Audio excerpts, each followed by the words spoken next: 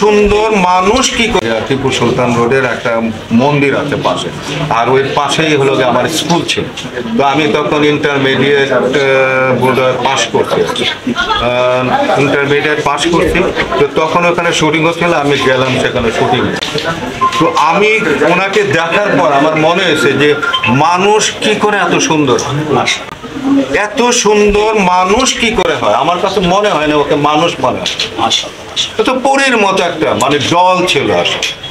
তো সেই মানুষটা সারাটা জীবনই চলচ্চিত্রে থেকেছে, চলচ্চিত্র জন্য কথা বলেছে সারাটা জীবনই। কিন্তু তো তার কাছ থেকে আর কি চান আপনি, চলচ্চিত্র আর কি পেতে?